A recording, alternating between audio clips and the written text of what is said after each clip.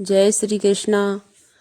महाभारत काल के वो श्राप जिसे देवता भी भुगत रहे हैं। दोस्तों, हम सभी जानते हैं कि हिंदू सनातन धर्म सबसे पुराना धर्म है। रामायण, महाभारत, रामचरितमानस सब सनातन धर्म से ही संबंध रखते हैं। दोस्तों, सनातन के समय में व्यक्ति के कर्म और उसकी वाणी में इतनी सच्चाई होती थी कि कोई भी ऋषि मुनि अगर किसी से प्रसन्न होकर उसे आशीर्वाद देता था या फिर कोई श्राप देता था तो वह सच होता था। दोस्तों, कुछ श्राप तो ऐसे हैं जिनका असर आज कलयुग के समय भी दिखता है। दोस्तों, रामायण, गीता और सुंदरकांड जैसे भाग में हमें अनेक तरह के श्रापों का वर्णन मिलता है। जिनको भी यह श्राप दिए गए हैं उनको दंड भोगना ही पड़ा है, फिर चाहे वो भगवान ही क्यों न हो। दोस्तों, आज के इस वीडियो में हम आपको कुछ ऐसी ही श्रापों के बारे में बताने जा रहे हैं जो आज कलयुग में भी सच है। तो चलिए शुरू करते हैं। स्त्री जाति को युधिष्ठिर का श्राप। जब महाभारत के युद्ध समाप्त होने के बाद माता कुंती ने युवराज स्थिर को बताया कि तुम्हारा बड़ा भाई कर्ण था, तो इस बात को सुनकर पांडवों को बहुत दुख हुआ, क्योंकि कर्ण तो चल बसे थे, पांडवों के द्वारा ही मारा गया था। इस बात को सुनने के बाद बड़ा भाई होने के नाते युधिष्ठिर ने पूरी विधि विधान से कर्ण का अंतिम संस्कार किया। लेकिन कुंती ने जब पांडवों को अपने बड़े भाई कर्ण के जन्म का रहस्य बताया तो क्रोध में आकर युधिष्ठिर ने माता कुंती को ही श्राप दे दिया कि आज से संपूर्ण औरत जाति को भी बात छुपा नहीं रखेगी। इसलिए कहावत सुनी होगी कि औरतों के पेट में कोई बात नहीं पचती है। राजा पांडु को ऋषि का श्राप। दोस्तों, एक बार राजा पांडु शिकार खेलने के लिए जंगल में गए थे और वहीं पर वन में एक हिरण हिरनी का जोड़ा प्रतिक्रिया कर रहा था। उसको इस अवस्था में देखकर राजा पांडु ने उन पर बाण चला दिया। प्रतिक्रिया करने वाले वो हिरण हिरनी ऋषि किंगडम और उनकी पत्नी थे। जैसे ही राजा पांडु का बाण हिरण को लगा, वो अपने असली अवस्था में आ गए और बाण के लगने पर ऋषि दिग्गज ने राजा पांडु को श्राप दे दिया, अरे पापी, जब भी तुम किसी स्त्री से मिलन करोगे इस समय तुम्हारी मृत्यु हो जाएगी। और जब राजा पांडु अपनी पत्नी माधुरी के साथ मिलन प्रतिक्रिया कर रहे थे, इस समय उनकी मृत्यु हो गई थी। श्रवण कुमार के माता पिता द्वारा राजा दशरथ को दिया गया श्राप। एक बार की बात है, जब श्रवण कुमार अपने माता पिता को तीर्थ यात्रा के लिए ले जा रहे थे, तभी उस दौरान श्रवण कुमार के पिता को प्यास लगी तो श्रवण कुमार अपने माता पिता को एक पेड़ के किनारे बैठाकर पानी की तलाश में जाते हैं। तभी उस दौरान राजा दशरथ जंगल में शिकार के लिए निकलते हैं। जब श्रवण कुमार नदी से पानी भर रहे होते हैं तो वहीं पर दशरथ पास से गुजर रहे थे। राजा दशरथ श्रवण कुमार को जानवर समझकर उन पर तीर छोड़ देते हैं। उन्हें लगा कि कोई जानवर नदी में पानी पी रहा है। तीर जैसे ही श्रवण कुमार के शरीर पर लगता है तो दर्द की वजह से श्रवण कुमार तेजी से चिल्लाने लगते हैं और कुछ ही क्षण में श्रवण कुमार की मृत्यु हो जाती है। जब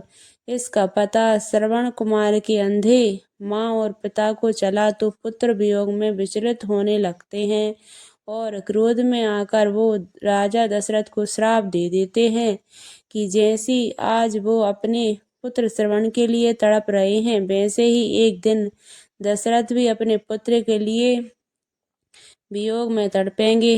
तभी दशरथ जी श्री राम के वनवास जाने के बाद उनके वियोग में तड़पते हैं। उर्वशी का अर्जुन को श्राप। महाभारत के युद्ध से पहले जब अर्जुन दिव्यास्त्र प्राप्त करने स्वर्ग गए थे तो वहां उर्वशी नाम की अप्सरा उन पर मोहित हो गई थी। उर्वशी को अर्जुन का सौंदर्य भाग गया था और उर्वशी ने अर्जुन से विवाह की बात कही। ये सब बातें सुनकर अर्जुन ने उर्वशी से कहा कि आप तो मेरी माँ के समान हैं, भला मैं कैसे कर सकता हूँ। इस बात को सुनकर उर्वशी को क्रोध आ गया और उर्वशी ने अर्जुन को श्राप दे दिया कि तुम नपुंसक की तरह बात कर रहे हो, इसलिए तुम नपुंसक हो जाओगे, तुम ही स्त्रियों में तक बनकर रहना पड़ेगा। भगवान विष्णु को तुलसी का श्राप। दोस्तों, आपको शायद पता ही होगा कि माँ तुलसी शंखचूड़ नाम के एक राक्षस की पत्नी थी। तुलसी पति धर्म को मानने वाली पतिव्रता थी। तुलसी के सत्य के कारण देवता भी शंखचूड़ का वध करने में निर्बल थे। भगवान विष्णु ने देवताओं के उद्धार के लिए एक बार शंखचूड़ का रूप धारण किया और भगवान विष्णु ने तुलसी के सत्य का भंग कर दिया।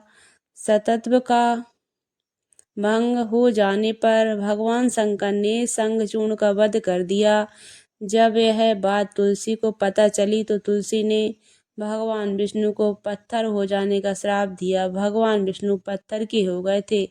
तुलसी के इसी श्राप के कारण भगवान विष्णु की पूजा शालिग्राम के रूप में पत्थर से बनी शिला के रूप में ही की जाती है। राजा को श्रृंगी ऋषि का श्राप। दोस्तों, एक बार अभिमन्यु के पुत्र राजा परीक्षित जंगल में शिकार खेलने बहुत दूर चले गए थे। उससे घर जंगल में उन्हें श्रमिक नाम के ऋषि दिखाई पड़े। ऋषि अपनी मौन तपस्या में थे। राजा परीक्षित ने उनके पास जाकर कुछ पूछा, लेकिन तपस्या में लीन होने के कारण ऋषि ने राजा की कोई जवाब नहीं दिया। ऋषि की ओर से कोई प्रतिक्रिया न मिलने पर बहुत क्रोधित हुए और क्रोध में राजा ने एक मारा हुआ सांप उठाकर ऋषि के गले में डाल दिया। इस बात का जब श्रमिक ऋषि के पुत्र श्रृंगी को पता चला तो श्रृंगी ऋषि ने राजा परीक्षित को श्राप दिया, जहां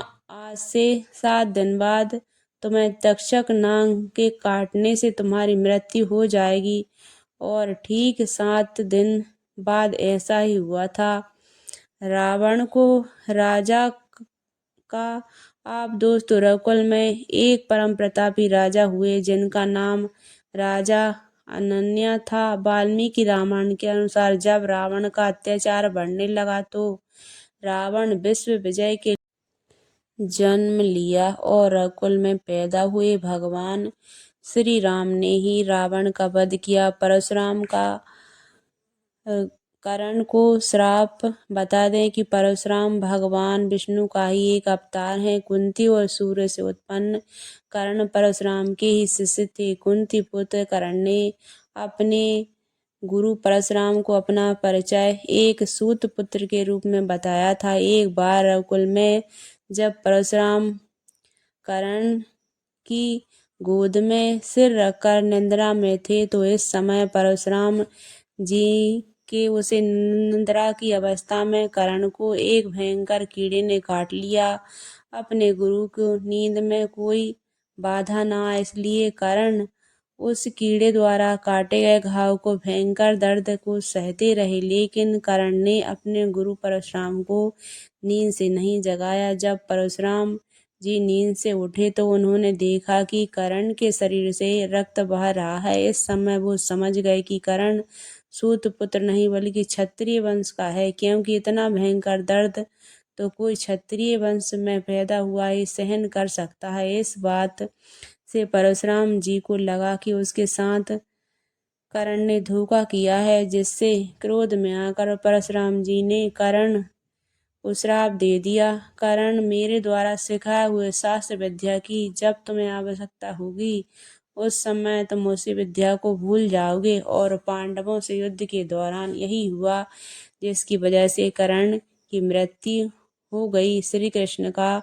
अश्वत्थामा को श्राप। दोस्तों, महाभारत युद्ध के अंतिम समय में जब अश्वत्थामा ने धोखे से अभिमन्यु की पत्नी उत्तरा के गर्भ में पल रहे बच्चे की हत्या कर दी थी, तो इस तरह एक नादान बालक की गर्भ में हत्या कर देने पर भगवान श्री कृष्ण क्रोधित हो गए और भगवान श्री कृष्ण ने अश्वत्थामा को श्राप दिया और कहा कि हे अश्वत्थामा, तुम 3000 वर्ष तक इस पृथ्वी पर भटकते रहोगे और इस ब्रह्मांड में तुम्हारी किसी भी जीव से बातचीत नहीं हो सकेगी।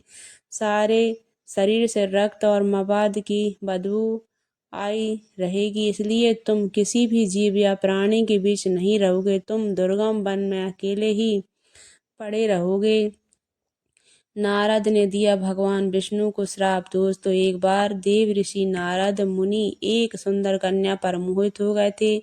नारद मुनि उस कन्या के स्वयंवर में भगवान विष्णु का रूप बनाकर पहुंच गए और जब भगवान विष्णु को यह पता चला तो उन्होंने अपनी माया से नारद जी का मुंह बानर के समान कर दिया और उसके बाद जब स्वयं भगवान विष्णु जी स्वयंवर में पहुंचे तो उन्हें देखकर वो सुंदर कन्या ने भगवान विष्णु को अपने पति स्वीकार कर लिया। यह देखकर नारद मुनि भगवान विष्णु पर बहुत क्रोधित हुए और नारद मुनि ने भगवान विष्णु को श्राप दिया कि जिस प्रकार तुमने मुझे स्त्री के लिए व्याकुल किया है, इस प्रकार तुम भी स्त्री के वियोग में दुख भोगना पड़ेगा। नारद मुनि के श्राप को भगवान विष्णु ने राम अवतार में पूरा किया और राम अवतार में वो अपनी पत्नी सीता के लिए पूरी उम्र भटकते रहे और जब माता सीता उन्हें मिल गई तो धरती ने माता सीता को अपनी गोद में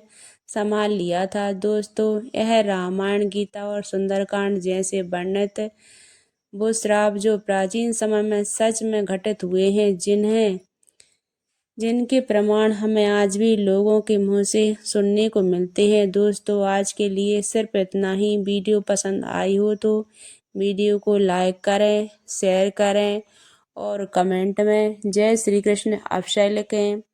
राधे राधे।